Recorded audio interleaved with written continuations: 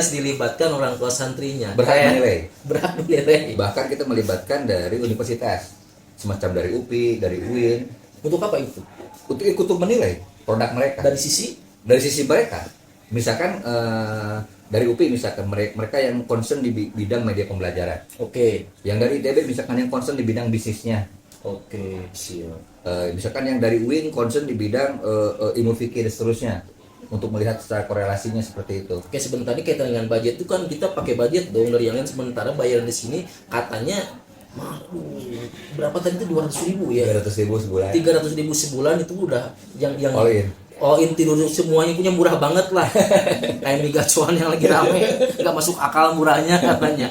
Itu gimana yang mereka memang kerjasama dengan tadi Unpad. Jadi alhamdulillah itu ya, ketika misalkan kita berhubungan dengan stakeholder, kita memahaminya, entah dari akademik, dari UPI, dari UIN, dari ITB, sekitar kita, ketika kita menyampaikan tentang gagasan kita, mereka sudah respect terlebih dahulu. Jadi dengan saya menyebutnya dengan basis silaturahmi. Berkah Dengan basis silaturahmi. Jadi tidak melulu misalkan sebut saja saya, padahal saya mengundang seorang profesor misalkan. Sip. Saya mengundang seorang profesor untuk turut menilai karya anak-anak, dipresentasikan di depan profesor langsung. Ketika sebutlah saya kasih reward buat profesor itu, dibalikin dari mana? Pesantren ini loh, keajaiban pesantren ini berkah.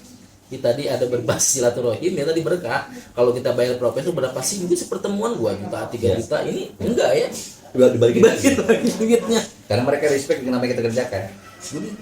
Ini ngaruh nggak? Artinya santri jadi tegang begitu diuji. Banget ngaruh. Dan itu bagian dari pride mereka sendiri. Dan mereka merasa bangga bahwa karya kami diuji langsung oleh seorang doktor, misalkan seorang profesor, bahkan seorang akademisi tingkat universitas yang notabene saya masih SMA. Runutannya kalau boleh ceritakan, dari mulai bikin karya saya penilaian itu berapa minggu? Dari proses pembinaan, pendampingan, kalau pendampingan sampai terakhir terus dikerjakan, terus coaching total sampai 2 minggu. 2 minggu. 2 minggu. Nah, ini berkaryanya ini saya pengen bahas yang lain lagi. Katanya di sini ada karya tulis. Padahal karya tulis ini memang di pesantren Persatuan Islam ini di seluruh Indonesia wajib karya tulis.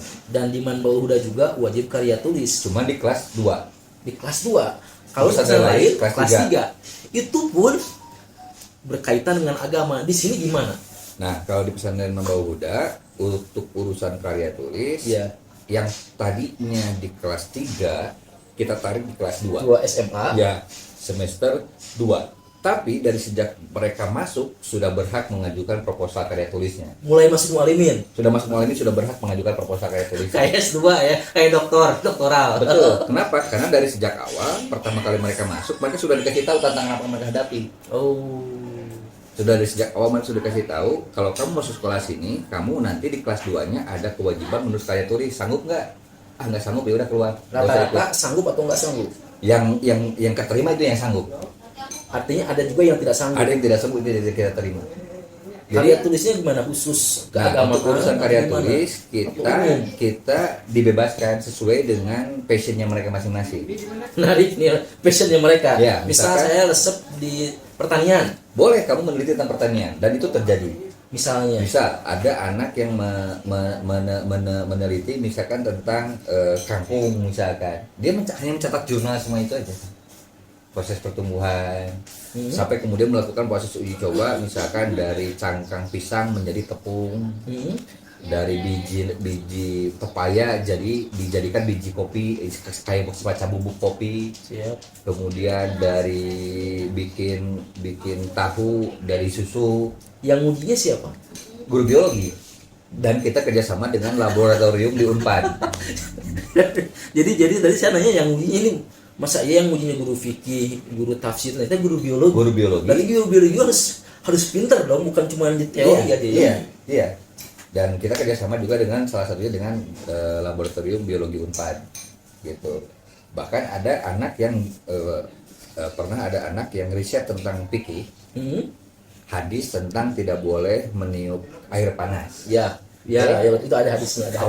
Awalnya mereka cuma ngetarjih aja. Ya, hadisnya sahih. Sahih apa enggak? Ya. Ternyata penasaran. Ya. Kenapa enggak boleh? Akhirnya mereka melakukan riset ke laboratorium Unpad. ilmiah dimulai. Ilmiah dipakai, padahal dia jurusan IPS. Ya, terus Akhirnya kita hubungkan dengan laboratorium Unpad, laboratorium biologi, dan dibantu langsung sama kepala labnya. siap. Oke, dan jadinya apa? Ternyata jadi karbon dioksida. Sehingga orang nyesep kenapa hasilnya teh. Jadi dari hadis tarjih gitu awalnya jadi riset kayak gitu. Dan kita diperbolehkan. Benar. Tidak ada hadis Nabi yang mengatakan bahwa kalau Anda minum air panas maka jangan ditunggu dulu kan itu ya. Kalau lebih baik ditunggu tapi jangan ditiup. Ditunggu, jangan ditiup kan gitu. Minumnya pun tadi sedikit-sedikit. Nah, ini yang menariknya, kok bisa Nabi melarang Ya. lebih baik jangan ditiup kan? Jangan ditiup. Ada apa ternyata? Ternyata Ada santri saya penasaran Mhm. dan melakukan riset kimia dan biologinya ke laboratorium, dan hasilnya adalah karbon dioksida.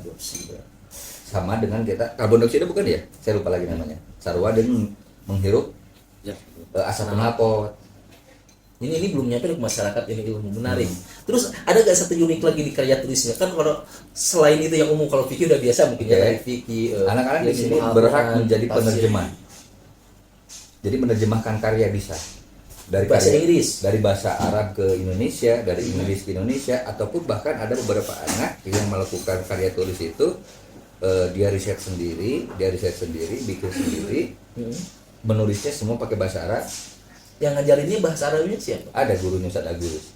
Terus ada juga yang nulisnya semua karya skripsinya atau karya tulis itu pakai bahasa Inggris semua ada. Kayak gitu. Kelas 2 SMA sudah bisa bikin karya tulis bahasa Inggris. Padahal itu biasanya dibikin di disertasi atau di Abstraknya doang gitu juga. itu pun abstraknya saja. Tapi kalau di Mesir ini kalau di Malaysia itu bahasa Inggris, Ya wajar. atau kalau di Mesir itu bahasa Arab. Wajar. Itu untuk disertasi dan Wajar, dah, bahasa wajar. Arab makanya Karena gitu. S2, S3 Ya. ya. Nah. Kalau S1 kan karya skripsi, Nah. S2 teh ulang tuh naon kan teh S2 teh naon. Itu bedanya. Dan di angkatan berapa saya lupa lagi 2 tahun yang Iya. terakhir malah ada anak yang menerjemahkan satu kitab.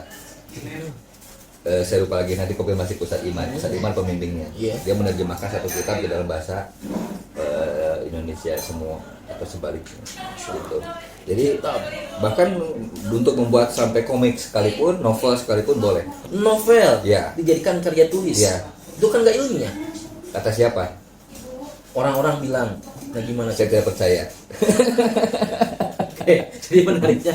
Oke, jadi ini saya nggak kebayang bahwa bagaimana nasibnya, saya bilangnya nasib ya, alumni ini ketika dia lulus dari Manbaul Huda. Jangan-jangan mereka udah, ini kan sebenarnya ini dunia kuliah, kok bisa ditarik ke dunia apa ya, ke dunia Kita tarik pakai sekolah. bahasa ilmiah. Kita tarik pakai bahasa ilmiah. Ini yang novel dulu ya. Ya, Oke, novel misalkan. menarik nih. Ini Gimana, sebagai salah satu reasoningnya aja. Cok? Ya, siap. Misalkan, kenapa banyak quotes para filsuf Siap. itu dijadikan salah satu referensi? Betul. Sebut saja ada satu karya seorang Friedrich Nietzsche, isinya semua quotes, Mhm. tapi dijadikan referensi ilmiah. Kenapa boleh? Padahal kan itu refleksi, Ya, refleksi. subjektif banget. Benar. Tapi kenapa bisa dijadikan referensi ilmiah? Karena terbukti. Terbukti, kan berarti yang dibutuhkan adalah pembuktian. So, menarik. Makanya kemudian novel-novel yang kita garap di sini, yang bikin kami garap ini, sebenarnya lebih kepada pengembangan 4 nilai dasar yang kita terus-menerus kembangkan. 4 dasar Ya. nubuwah, Oke. patonah, amanah, sidiq, tabligh. Sip. Itu ya. Jadi mau novel apapun yang mereka buat, jangan keluar atau bagaimana mengembangkan, mengimplementasikan nilai-nilai 4 nilai dasar nubuwah ini. Gitu. Mau dikemas atas nama film horor, cerita horor, silahkan. Tapi ada nggak nilai-nilai amanah yang kamu sampaikan dalam cerita itu? Ada nggak nilai-nilai kejujuran yang ditawarkan? Ketika kamu bikin komik ala Shinchan ke, ala anime apa-apa, yang penting adalah pesan yang disampaikannya apa. Dan Gitu. menarik. Jadi kita tidak terjebak pada bentuk, So. tetapi kita concern pada esensi yang ditawarkan. Karena urusan bentuk kan mereka yang mengetahui zamannya. Ya, benar. Setuju. Nih, oke, ngomongin alumni nih, langsung ngomongin alumni. Jadi ya teman-teman, ini memang sepintas kok ini sekolah kayak bukan sekolah, kayak kuliahan gitu. Tapi kalau ngomongin ini juga ada yang lebih sakral di sini, bahwa jika dia tidak lulus Al-Quran dan hadis, sekalipun nilai umumnya dia 10, maka dia tidak lulus. Gimana, benar itu? Betul. Gimana istilahnya? Betul, karena kami memasang standarisasi kenapa di Al-Quran dan juga kenapa di Al-Hadis, karena kami percaya dan ini juga bisa dibuktikan oleh semua orang, jika teman-teman bisa menguasai Al-Quran akan bisa sangat mudah menghadapi tantangan kehidupan. Itu yang kami pegang. Makanya kemudian bukan standar nilai kelulusan atas nama negara yang jadi patokan dia lulus atau tidak, Siap. tapi bagaimana dia mampu menguasai walaupun hafalan sehari tahun kene sekalipun juga mangga. Iya. Dan bahkan barangkali ada yang perlu disampaikan di sini juga untuk lulusan berlaku barang retur. Gimana tuh? Barang retur dari sekolah lain gitu maksudnya? Bukan. Misalkan antum buka budaknya sekolah di dia. Terus cari saya lulus. Terus antum sebagai orang tua komplain ke saya. Nah, budak teh geuningan kieu, budak teh geuningan kieu, budak geuningan kieu pada geus lulus. Geus balikin deui ka dia. Artinya ada jaminan. Ada garansi. Balikan deui ka dia. So, rek sabulan, rek 2 bulan, 3 bulan terserah kumaha karasana. Dan itu terjadi 1, 2, 3 kali terjadi. Ada. Jadi yang menarik ini sekolah. Ya kalau orang lain kan lulus, ya sudah lulus jadi alumni selesai. Jadi indikator kelulusannya adalah kepuasan orang tua. Salah satunya.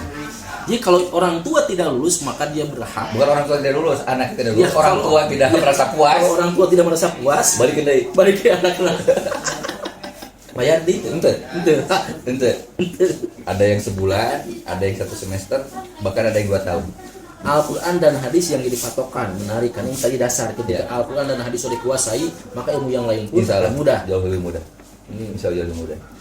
Nih, alumninya udah kemana aja kan? Ada nggak yang keluar negeri atau di dalam negeri, di mana aja? Kalau Dan bagaimana perasaan mereka ketika udah jadi alumni atau ketika di kuliah? Karena ini sekolah rasa kuliah. Ya. Maka. Ya, kalau untuk di dalam negeri sih ya kayak semacam teman-teman masuk ke Unpad, ITB, UPI atau ke sekolah negeri sepanjang Pulau Jawa itu adalah gitu ya. Iya. Itu ada. Kemudian yang ke luar negeri kayak ke Umupuro itu ada. Madinah ada. Terus ke Mesir sampai ke Xinjiang, Cina juga ada yang menjurusan hubungan ekonomi internasional ya salah. Itu perempuan bahkan yang ke Cina, Afrika, Malaysia ada gitu. Malaysia ada. Nah, rata-rata mereka itu punya testimoni seperti ini. Awalnya mereka membayangkan kuliah itu seperti apa, gimana, gitu.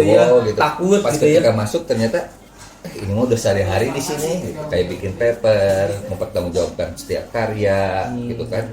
Terus harus berbasis produk, segala macam apa yang mereka kerjakan ternyata ini kan sudah ada di sini, udah pernah. Jadi yang tadinya juga punya stres gimana, kayak teman-teman yang lain, ada orang mah biasa nunggu mah, kayak gitu.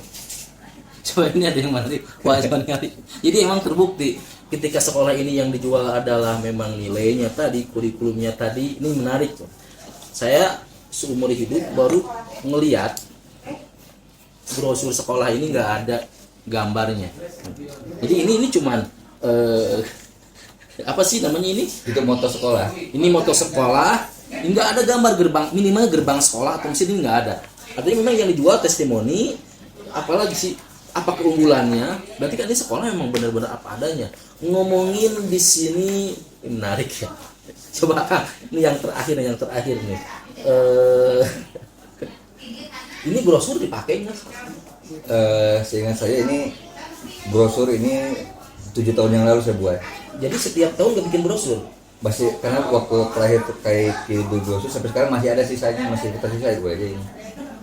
Jadi nggak bikin brosur lagi. Tahu nggak? Setiap pesantren, setiap sekolah selalu membuat brosur baru dengan fasilitas yang baru, dengan testimoni yang baru, tapi ini enggak ya? Enggak. Terus dengan enggak 7 tahun nggak bikin brosur, santri tetap banyak. Kita kewalahan menerima santri, bahkan kita selalu pendaftarannya itu paling cepat di akhir tahun dibuka.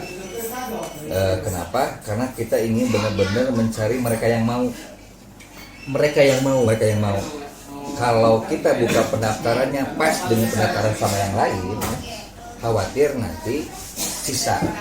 ada nggak keterima di sana, nggak keterima ke sini, udah deh terakhir di sini. Oke, yang dimaksud mereka yang mau ini siapa? Apakah orang tuanya atau si anaknya, gimana nih coba? Bisa orang tua bisa anak, karena dari semua sekarang aja yang daftar sudah ada.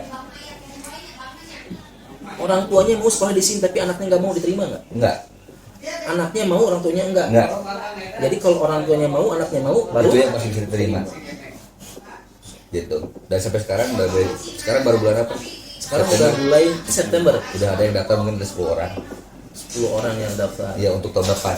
Tahun depan. Nerimanya berapa orang per tahun untuk mualimin ini? 72 orang. 72 orang. Dan ini tahun. selalu penuh. Iya. Oke, buat teman-teman yang ada di luar kota, ini pesantren Manbaul Huda atau pesantren Persis nomor 110.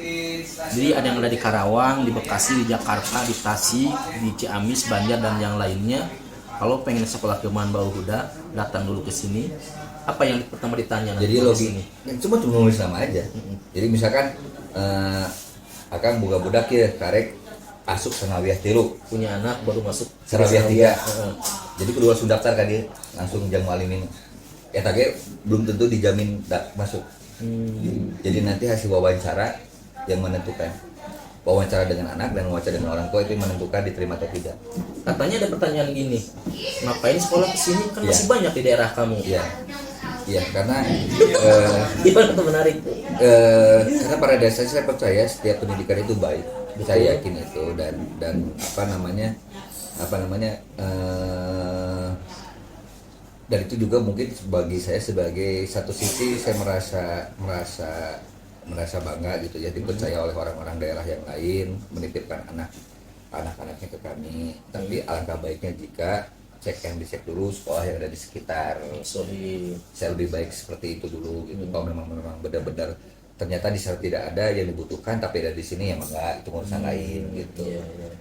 Sisi lain juga barangkali ini bisa menjadi semacam otokritik buat saudara-saudara yang di sana gitu. Kok kenapa orang Majalengka datang ke sekolah anak dia, padahal kan gitu ayah. Kenapa? Karena mereka mencari yang di sana tidak ada, di sini ada. Dan ini biasanya jadi bahan buat saya untuk bersilaturahmi pesan-pesan dari kasih khususnya gitu. Sok atuh, kenapa dari lulusan kamu datangnya kok kebanyakan ke saya ada di sini? Kok adain sama kamu udah bisa, biar nanti alumni kamu juga langsung ke sekolah kamu juga, nggak harus jauh-jauh datang ke Bandung gitu. Karunya kan ongkosnya jauh atau mahal gitu kan. Jadi kalau udah keluar dari sana mendingan langsung ke sini dulu, langsung daftar. Saya juga nggak tahu gimana caranya. Memang masih banyak, tapi nanti saya pengen ngobrol lagi lebih jauh karena udah kelamaan kan. Iya. Yang terakhir lah catatan harapan untuk Indonesia kan. Langsung yang lebih jauh dari Indonesia terhadap dunia pendidikan, khususnya pesantren. Ya. Satu hal yang atau kritik ke pendidikan karena beda ya, menarik sih. Karena satu hal ya, ketika kita terjebak pada wilayah-wilayah formalisasi, akhirnya bahkan tindakan pendidikan pun sekedar basa-basi. Pendidikan ini basa-basi. Ya, padahal sekedar basa-basi. Karena lupa pada inti. Banyak dari seremonial dan inti dari sekolah adalah sebetulnya bagaimana hadirnya agama memanusiakan manusia. Kalau dalam perspektif agama mah dari yang tadinya tidak beriman jadi beriman. Betul. Yang tadinya tidak beriman jadi bertakwa. Tadi ungkapan seperti itu. Betul. Nah, kalau manusia ya saya pikir dari manusia, karena kemudian kalau di sini bahkan beberapa waktu lalu kita menerima santri dari non muslim. Kumaha itu? Iya, ada santri dari non muslim. Iya, belajar di sini selama satu semester. Iya, dari Jerman.